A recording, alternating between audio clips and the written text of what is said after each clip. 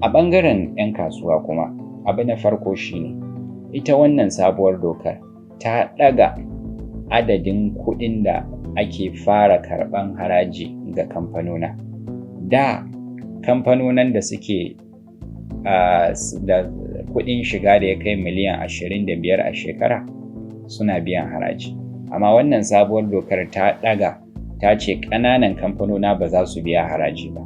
Kuma abin da aka ba da ta'arifin ƙananan kamfanona a cikin dokar shine su ne kamfanonin da jimillar kuɗin shigarsu a shekara, revenue kenan, ba riba ba, revenue, jimillan kuɗin da suka samu a shekara bai kai miliyan 100 ba. To duk wannan kamfanin, sannan kuma kamfanin bai da kadarori da suka kai naira miliyan 250.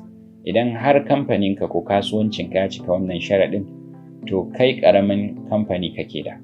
So don haka za ka iya morar wannan, ka canja rijistan kamfaninka, a rijistan kasuwancinka daga business name zuwa limited liability company. Domin shi business name baya cikin tsari na CIT, shi harajin shi na personal income ne. Domin business name bai da bambanci da mai gudanar da kasuwanci, amma kamfani a doka ana kallon shi a matsayin mutum ne mai zaman kanshi. Don haka idan kana da kamfani zai biya haraji, kai kuma a matsayinka na mai kamfani na daban, a matsayinka na mutum za ka biya naka haraji.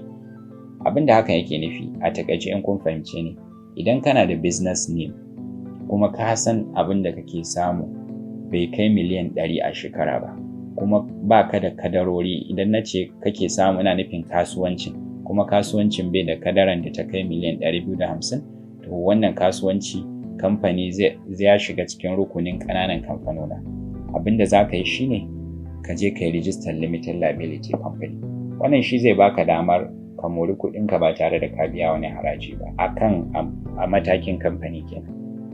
Amma a matakin business name to za ka biya haraji. Na biyu kuma, idan ya zama cewa kana yin ayyuka daban-daban, services daban-daban kenan a cikin kamfaninka, ko kuma kana siyar da kaya daban-daban waɗanda ba su da alaƙa a cikin kamfaninka, kuma kamfaninka yana samun kuɗin shiga da ya fi miliyan 100, ma'ana ya wuce abin da gwamnati ta kasa a matsayin ƙaramin kamfani, to in har ayyukan da kake ba su da alaƙa da juna kai tsaye, to ka rarraba su ya zama kamfanona ne masu zaman kansu.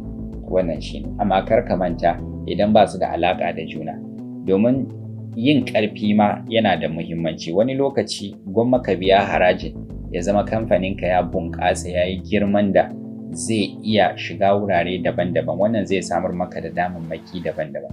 Amma idan ka duba ka ga cewa kai yanzu ba irin wannan rukunin kake ba, ko kuma idan ka rarraba kasuwancinka ba zai kawo maka wata tawaya ba, kuma kana son lallai ka guje ma haraji, to wannan ma wata dabara ce da za ka iya yin amfani da ita. Amma ka fara nazari, ka duba ka gani, ka ga illan da zai, ko kuma amfanin shi ko rashin amfanin shi ga kasuwancinka gaba ɗaya.